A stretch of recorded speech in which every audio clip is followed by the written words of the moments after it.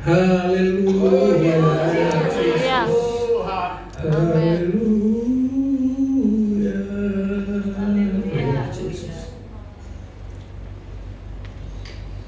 Tuhan Yesus baik. Amin. Tuhan Yesus sangat baik. Hanya karena kasih anugerah Tuhan Yesus kami bisa hadir di tempat yang mulia ini dan bisa melayani, hadir bersama Bapak dan Ibu untuk menghadap kepada Sang Pembuat hidup pagi hari ini. Dan yang kedua, kami juga mengucapkan Bapak terima kasih kepada Bapak dan Ibu Gembala yang telah memberi kesempatan saya untuk bisa hadir melayani jemaat di tempat ini. Dan seperti perkenalan dari Bapak Gembala dan Ibu tadi, saya hadir bersama istri dan Ipon Turangan dan anak kami 2 orang, Amanda dan Cenaru. Bapak Ibu yang dikasihi Tuhan, satu hari yang lalu saya berada di mimbar yang saat kemarin kita di mimbar yang berbeda. Sekarang saya berbicara di mimbar yang berbeda. Dan mimbar ini adalah mimbar yang begitu mulia. Dan untuk persingkat waktu, baik kita akan buka firman Tuhan. Bapak Ibu boleh buka di Daniel 1 ayat 4. Daniel 1 ayat 4, ayat pokok kita pada pagi hari ini. Kalau sudah menemukan, kita amin Bapak Ibu. Amin. Mari kita berdiri untuk menghormati firman Tuhan. Kita baca bersama-sama hitungan yang ketiga. 1, 2, 3. Yakni orang-orang muda yang tidak ada sesuatu celah, yang berperawakan baik, yang memahami berbagai hikmat, berpengetahuan banyak, dan yang punya pengertian dan ilmu, yakni orang-orang yang cakap untuk bekerja dalam istana raja, supaya mereka diajarkan tulisan dan bahasa. Amin. Baik, silakan duduk kembali Bapak Ibu yang dikasihi Tuhan. Pagi hari ini firman Tuhan kami berikan judul Limited and Polluted. Jadi manusia itu terbatas dan cemar. Kalau kita mengikuti perkembangan zaman saat ini Bapak Ibu sudah mengenal apa yang disebut sebagai artificial intelligence, ya, di mana kecerdasan manusia buatan ini diciptakan begitu drastis, menunjukkan bagaimana pengetahuan manusia itu begitu berkembang pesat. Karena manusia itu tidak ada rasa puasnya Bapak Ibu. Manusia itu terus untuk mencari sesuatu pengetahuan yang setiap hari lebih dari setiap hari. Karena apa? Karena ada suatu proses yang disebut persaingan hidup. Kalau tidak ada persaingan itu manusia akan negatif, tetapi karena ada persaingan hidup manusia harus survive, harus bertahan. Oleh karena itu manusia sepertinya tiada puasnya. Dan kecerdasan buatan manusia ini Bapak Ibu tidak hanya di dalam mahasiswa atau anak-anak muda yang berkuliah, ya, tetapi akan masuk di segala kehidupan kita. Di dalam pelayanan gereja pun ada artificial intelligence. Khotbah itu bisa dibuat hanya sekian detik saja, itu bisa menghasilkan sebuah khotbah yang indah. Demikian juga proses ibadah. Bapak Ibu, kalau memasak pun artificial intelligence bisa masuk di situ. Dan ini menunjukkan pengetahuan manusia begitu besar. Apakah manusia bisa menyelesaikan masalah hidupnya? Tidak. Masih banyak misteri yang belum terpecahkan oleh manusia. Oleh karena itu, saya katakan manusia itu terbatas. Dan yang kedua, manusia itu cemar. Limited and polluted. Polluted, kita sudah DNA-nya kita mengalami dosa Adam dan Hawa. Sekalipun Tuhan Yesus di kayu salib telah menyelamatkan kita, tapi dosa selalu mengancam di dalam kehidupan kita.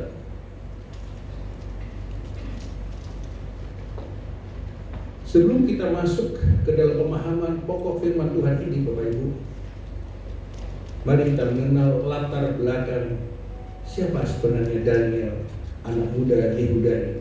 Anak muda yang diurapi, anak muda yang menjadi tokoh, sehingga merubah Israel di pembuangan itu menjadi bangsa yang kuat, sekalipun mereka dalam kesesakan di Babel.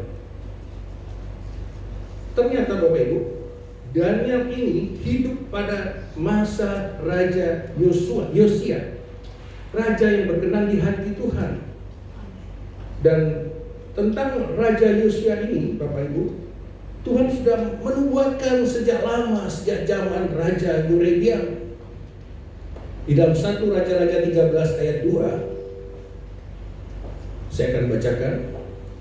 Lalu atas perintah Tuhan berserulah orang itu terhadap mezbah itu. Katanya, hai mezbah, beginilah firman Tuhan, bahwasanya seorang anak akan lahir pada keluarga Daud, Yosia namanya. Ia akan menyembelih di atasmu imam-imam bukit pengorbanan yang membakar korban di atasmu. Juga tulang-tulang manusia akan dibakar di atasmu. Haleluya. Dan inilah nubuatan seorang nabi ya kepada Raja Yorebiam tentang Yosia. Dan benar Bapak Ibu, ketika Raja Yosia berkuasa pada waktu itu, maka dihancurkan semua mezbah Baal, termasuk imam-imam Baal pada waktu itu. Dan yang luar biasa, pada zaman Raja Yosia ini diketemukan kembali kitab Taurat di sebuah tempat di sekitar Yerusalem. Diketemukan kembali kitab Taurat. Dan betapa terkejutnya Raja Yosia, dia langsung mengoyakkan bajunya dan langsung berseru kepada Tuhan. Dan saat itu kerajaan Yehuda kembali kepada Taurat. Kehidupan rohani mereka kembali kepada Elohim. Dan pada zaman Raja Yosia ini, Hari Raya Paskah atau Pesak dirayakan kembali, yang sudah bertahun-tahun tidak pernah dirayakan. Tetapi pada Raja Yosia ini, perayaan Paskah atau Pesak dirayakan kembali. Dan ini luar biasa, sehingga Tuhan berkenan kepada Raja Yosia ini. Dan kehidupan kerajaan pada waktu itu kembali kehidupan yang rohani. Mereka menyembah Elohim, dan disitulah berpengaruh terhadap kehidupan rohani Daniel bersama keluarganya. Sehingga di dalam Daniel ayat 9, Daniel 9 ayat 2, ternyata Daniel juga begitu tekun membaca kitab Yeremia. Di dalam situasi kondisi Raja Yosia yang kembali kepada kitab Taurat, disitulah tumbuh anak-anak muda, yaitu Daniel, yang mana begitu setia, begitu tekun di dalam mendalami kitab Yeremia. Kitab Yeremia adalah kitab yang berisi perintah-perintah Tuhan kepada orang Israel, kepada bangsa Israel pada waktu itu. Dan ini menjadi beda kelasnya Daniel dengan anak-anak muda yang lain. Kenapa Bapak Ibu? Kita tahu Daniel adalah anak muda yang punya komitmen yang kuat, komitmen yang tidak mau menyembah Allah lain, komitmen yang tidak mau makan, minum hal-hal yang najis, yang politik. Sehingga Daniel di dalam Daniel 1 ayat 3, dia menyebutkan kalimat yang disebut berketetapan.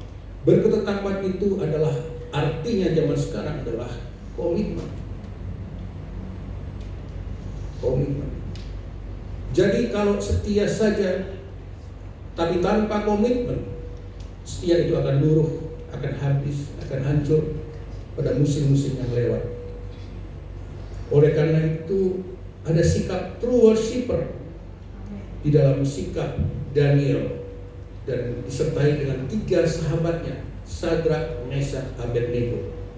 Dan 4 orang inilah anak-anak muda menjadi titik balik kerohanian bangsa Israel pada waktu itu.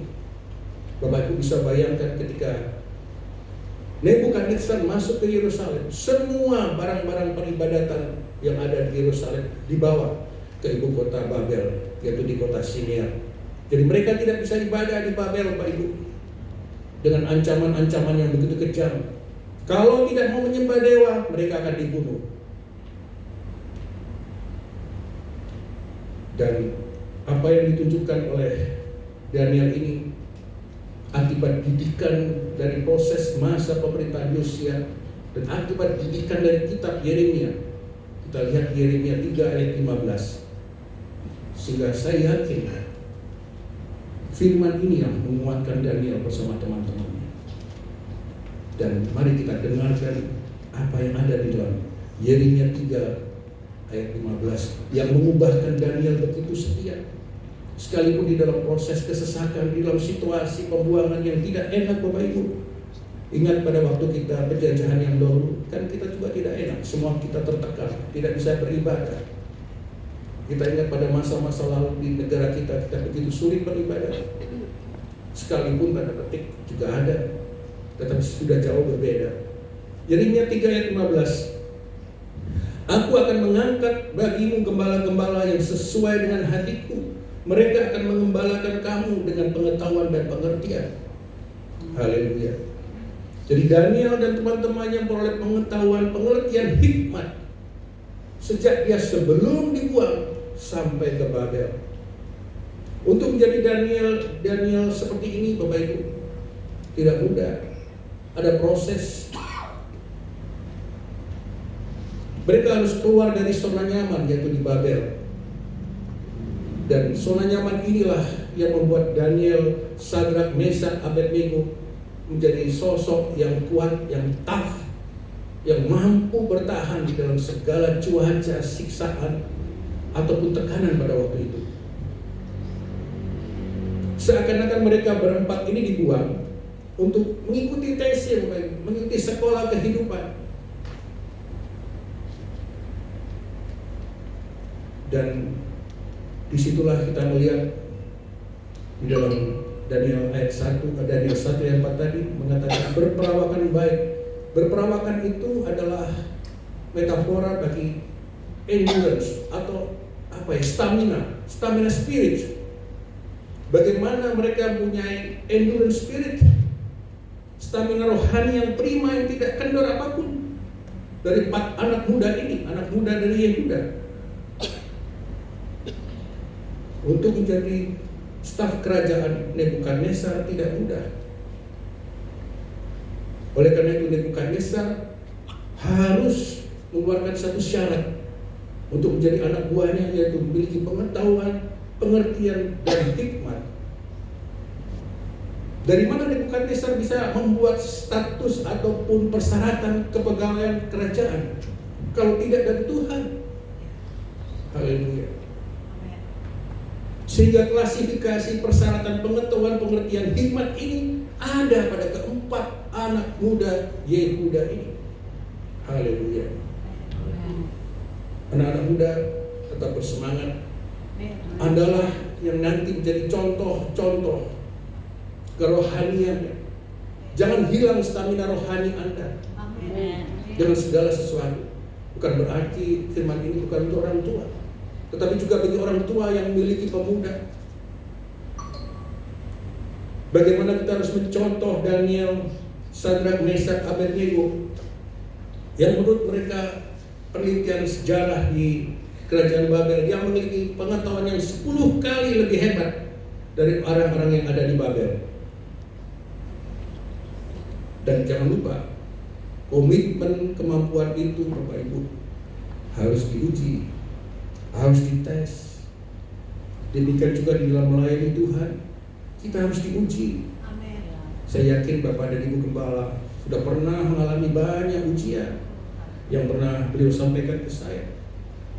tetapi beliau tetap tegar. Harus ada ujian untuk menguji apakah kita berkomitmen komitmen.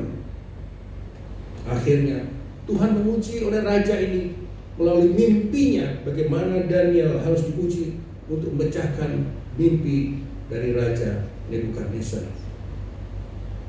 Dan apa yang dilakukan oleh Daniel dan teman-temannya di Daniel 2 ayat 19 sampai ayat 23. Nanti Bapak Ibu bisa baca di rumah. Mereka membuka hubungan dengan Tuhan, yaitu worship, doa untuk memperoleh pengetahuan dan pengertian. Hubungan dengan Tuhan Bapak Ibu, ini adalah hal yang penting. Doa sependek apapun, masalah apapun, kalau kita buat hubungan dengan Tuhan dengan intim, membuat monumen di surga agar Tuhan terus membuka mata ke arah kita, itu adalah hal yang sangat-sangat penting.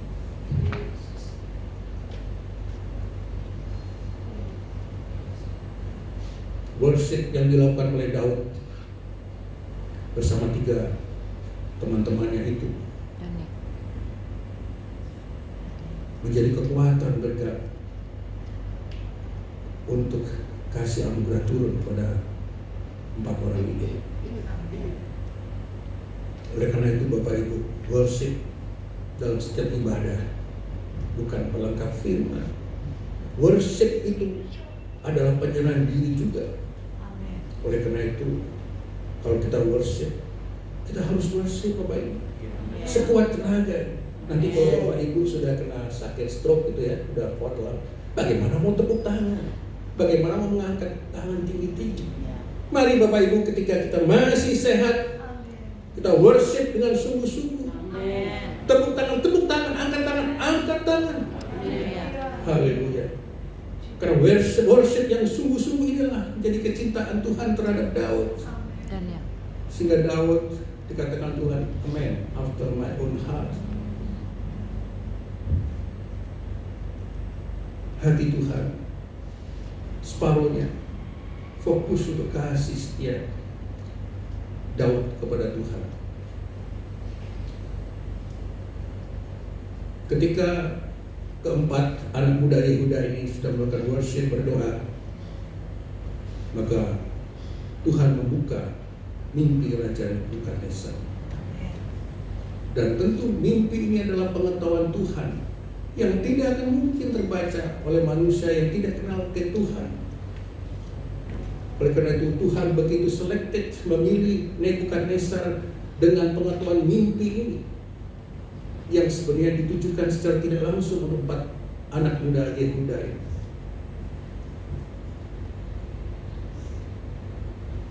Seperti yang saya katakan tadi, sehingga anak muda ini mengubah mindset dari Nebukadnezar, bahwa mereka berempat ini jangan main-main. Mereka punya Allah yang luar biasa, Allah yang lebih besar dari dewa-dewa mereka. Haleluya. Sehingga 4 orang ini Bapak Ibu menjadi sebuah dampak positif dalam kehidupan mereka di tanah pengasingan.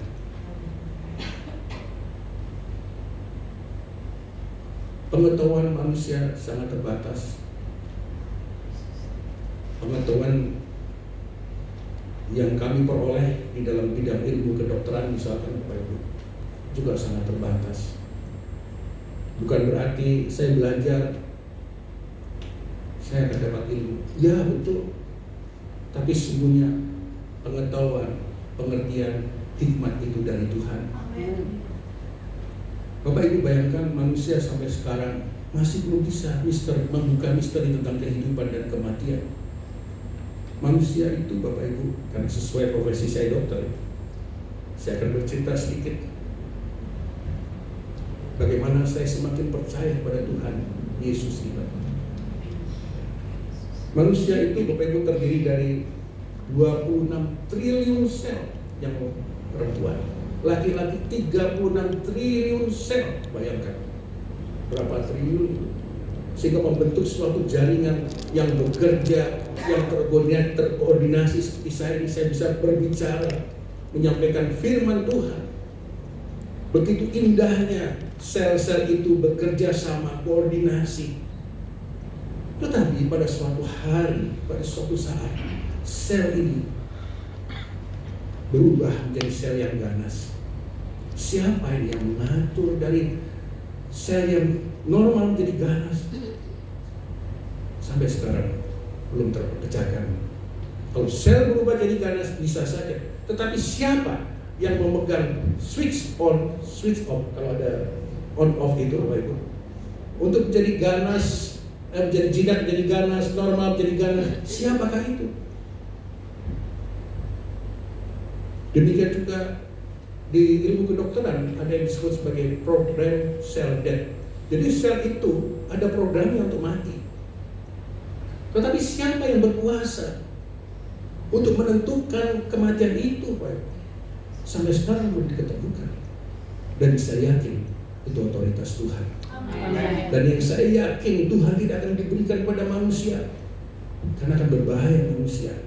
Kalau diberikan otoritas untuk menentukan kehidupan, menentukan kematian, bisa saja mereka membuat AI atau kecerdasan buatan, karena ya masih terbatas, limited, karena semua data masuk, baru robot itu bisa bekerja sesuai dengan kehendak kita. Haleluya. Pernah satu hari Bapak Ibu, saya diskusi dengan almarhum Profesor C.W. Tulo tentang penemuan orang Israel. Bagaimana mereka budidaya kedelai. Ya. Orang Israel itu hebat, dia produksi kedelai.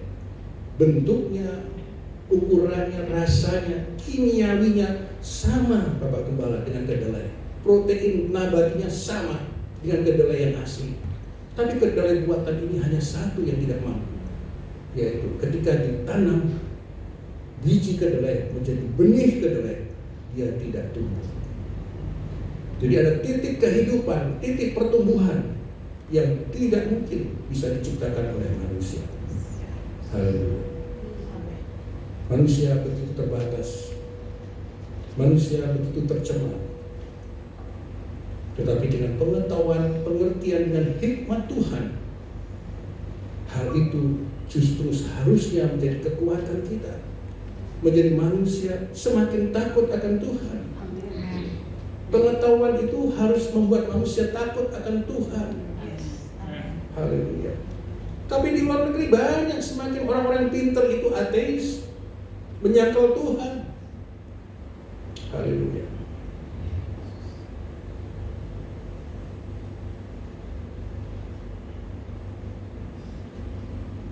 Membuat manusia semakin dekat dan takut akan Tuhan. Amsal 1 ayat 7 justru membuat manusia akan sadar level kita itu sebagai apa. Level kita bukan sebagai penjunan, level kita hanya sebagai keramik-keramik yang mudah pecah. Haleluya.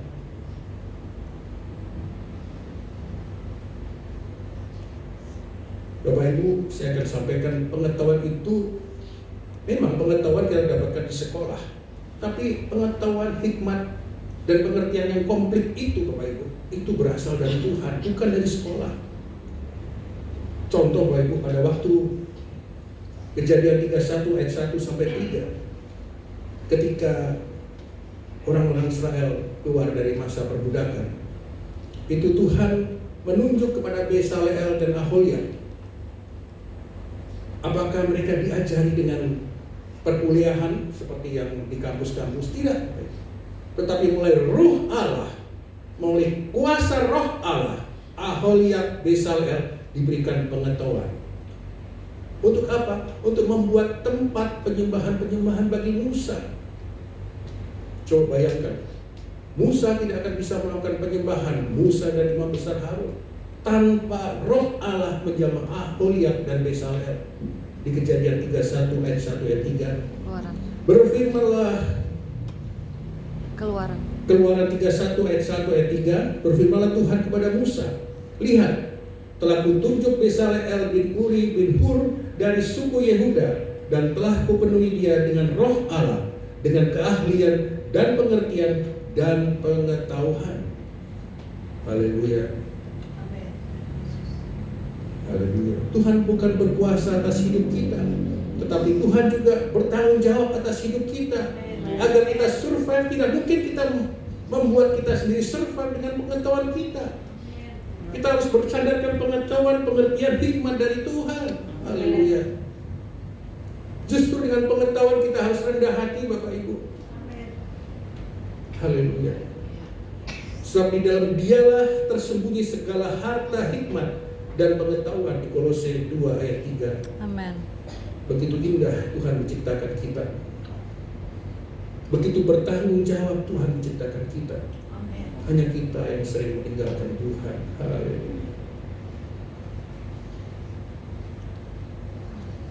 Pengetahuan berasal dari Roh Tuhan. Haleluya. Dan pengetahuan itu yang dari Tuhan, Bapak Ibu, tidak memandang status sosial kita, seperti di dalam 1 Raja-Raja 7 ayat 13 sampai 14. Kemudian Raja Salomo menyuruh orang menjemput Hiram dari Tirus. Dia adalah anak seorang janda dari suku Naftali, sedang ayahnya seorang Tirus, tukang timbang tembaga. Ia penuh dengan keahlian, pengertian, pengetahuan untuk melakukan segala hal. Jadi Bapak Ibu, bukan orang yang terpilih, yang kaya saja, tetapi justru dari keluarga janda, dari budak, dari orang-orang buangan seperti Daniel, Tuhan memilih, selected. Ada tapisan, ada kades memisahkan dari Yerusalem ke Babel. Demikian juga kalau kita ingat ketika Saulus menjadi Paulus, maka Saulus harus dipisahkan ke Damsyik untuk bertemu dengan Tuhan. Dari situ kita menyadari proses Tuhan yang terjadi adalah penuh misteri. Dan kalau kita melihat ke belakang, Roma 8 ayat 28, aku tahu sekarang kalau Tuhan bekerja jauh-jauh ke depan dari pikiran manusia, sehingga kita sadar ketika Tuhan telah berproses. Jadi apapun status sosial kita, Bapak Ibu, ya tetap kita harus berpengetahuan, berpengertian. Kita harus belajar di sekolah. Anak-anak muda terus menuntut ilmu. Untuk apa? Ya untuk survive di marketplace kita. Tetapi jangan lupa, jangan tinggalkan penyertaan Tuhan ketika Anda di marketplace, di mana Anda di kampus, di tempat usaha. Panggil Tuhan, buat hubungan dengan Tuhan, seperti yang dilakukan oleh Daniel, Sadrak, Mesak, Abednego.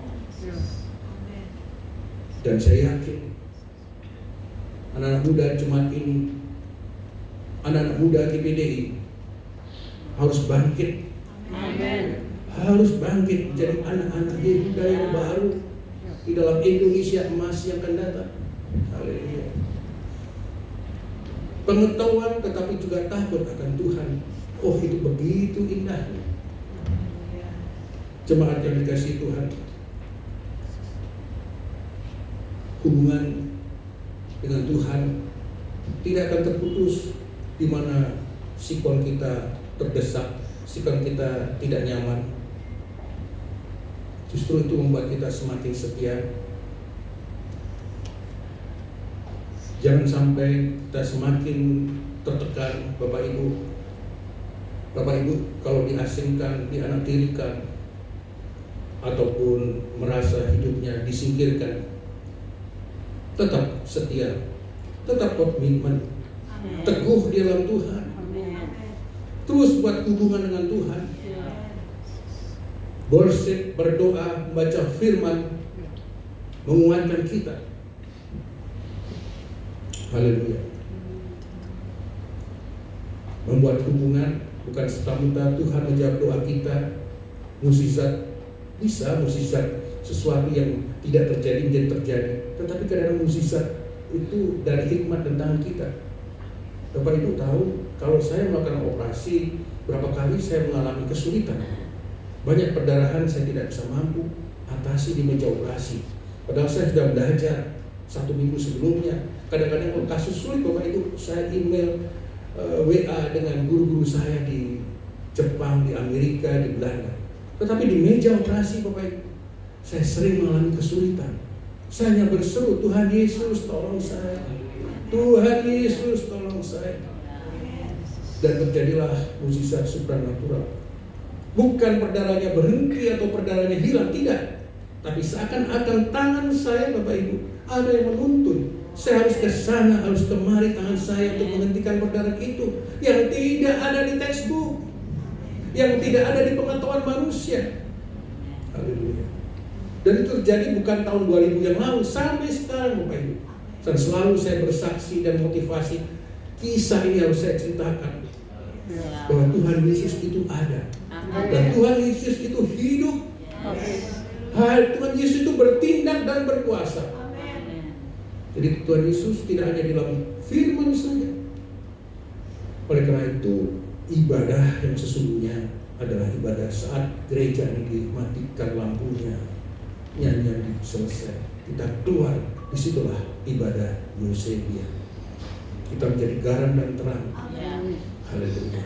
Bagaimana kasih Kristus sudah kita tunjukkan pada orang-orang sekitar kita yang belum mengenal Tuhan Yesus. Kita bangun mesbah keluarga, karena saya yakin mesbah keluarga yang kuat akan membuat mesbah gereja ini semakin kuat. Haleluya, Bapak Ibu. Haleluya. Kalau kita berdoa juga, anak-anak muda, jangan berdoa transaksional. Berdoa mengajukan proposal. Berdoalah seperti Sadrak, Mesak, Abednego. Doa dengan komitmen. Kalau kalian sakit misalnya, berdoalah seperti mereka. Ya Allahku yang kami puja, jika Engkau sembuhkan sakitku, Engkau akan pasti sembuhkan. Jika tidak atau dalam proses penyembuhan, saya tidak akan menyembah Allah lain. Itu doa komitmen yang hebat. Kenapa bisa terjadi? Begitu cepat mereka diselamatkan di dapur api, dengan Tuhan mengirimkan malaikat, khusus malaikat Bapak Ibu, untuk menyertai orang anak-anak muda ini, untuk menyelamatkan. Bayangkan, saya tidak bisa bayangkan panasnya, sedangkan pegawainya saja berdiri hanya sekian meter mati karena tungku apinya begitu panasnya. Doa dengan kerendahan hati. Tuhan Yesus tolong saya Bapak Ibu. Ternyata setelah saya masa COVID, saya bersama istri membangun mesbah keluarga. Disitulah saya mengerti doa Tuhan Yesus tolong saya. Doa orang ibu dari Selo Venesia, ibu kafir seperti saya dulu Bapak Ibu. Dulu saya tidak mengenal Tuhan. Dulu saya masih diseberang sama dengan wanita kafir ini, wanita dari Selo Venesia, merendahkan hati. Dan Selo Venesia Bapak Ibu adalah kawasan di tepi pantai dekat Tirus Sidon. Di situ bukan ikan terkenal, tetapi kerang atau biak yang menghasilkan warna ungu, dan warna ungu adalah warna yang mahal. Sehingga wanita Selo Venesia ini pasti 11-12 pakaiannya semuanya sama dengan Helenik, ya, aliran Helenik mereka sama dengan orang Romawi. Jadi Bapak Ibu kalau nonton film Cleopatra itu, bajunya seperti itu. Dia merendahkan diri di depan Yesus, walaupun Yesus menganggap dia adalah anjing. Tetapi wanita itu mengatakan, biar Bapak, kita hanya menerima remah roti, tetapi roti yang sama, roti kehidupan. Haleluya. Dia berbicara sendiri dengan sang penghidupan ini, sang pemberi kehidupan ini. Haleluya. Sehingga secara verbal, secara audible, Tuhan mengatakan besar iman. Haleluya. Jadi hubungan intim ini Bapak Ibu membuat Tuhan begitu attach dalam setiap doa kita. Haleluya. Sesungguhnya pun manusia itu terbatas atau cemar Bapak Ibu. tapi Tuhan telah melimpahkan kasih karunia berupa pengetahuan, pengertian, dan hikmat. Mari terus kita bangun dan kita pertahankan disiplin rohani kita, semangat rohani kita. Efesus 4 ayat 23. Pikiran kita fokus pada pikiran Kristus Yesus. Haleluya. Dan tentunya jangan padamkan roh Tuhan. 1 Tesalonika 5 ayat 19. Seperti pelari maraton Bapak Ibu. Bapak Ibu mesti perhatikan ya, kenapa pelari maraton itu jarang dari Eropa, ya ada, atau Asia. Itu kebanyakan dari Afrika, dari Kenya, Tanzania.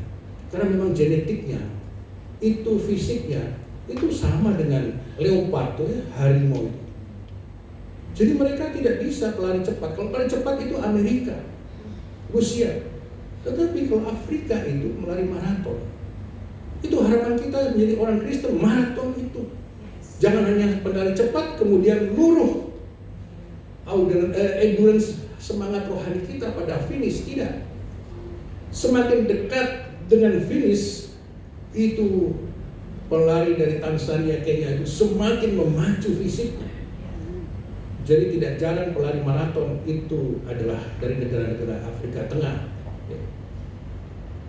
Haleluya. Malah itu menjadi pekerjaan mereka. Pekerjaan menjadi pelari maraton. Ya. Mari kita akhiri firman Tuhan ini, bahwa kita sadar bahwa musim yang akan datang bukan musim yang semakin mudah, musim yang banyak tantangan. Oleh karena itu, kesetiaan, komitmen kita untuk menyertai Tuhan harus kita bangun kembali, Bapak Ibu. Mari kita bangun mesbah keluarga, agar kita bukan hanya Kristen KTP saja. Tidak cukup kita beribadah hari Minggu 1-2 kali, kita terus bangun komitmen seperti yang dilakukan oleh Daniel, Sadrak, Mesak, Abednego. Mereka pakai anak-anak muda, pakai dengan komitmen yang kuat. Anak-anak muda seperti Yosua itu identik dengan Daniel. Haleluya. Haleluya. Haleluya. Mari kita bangkit berdiri untuk berdoa.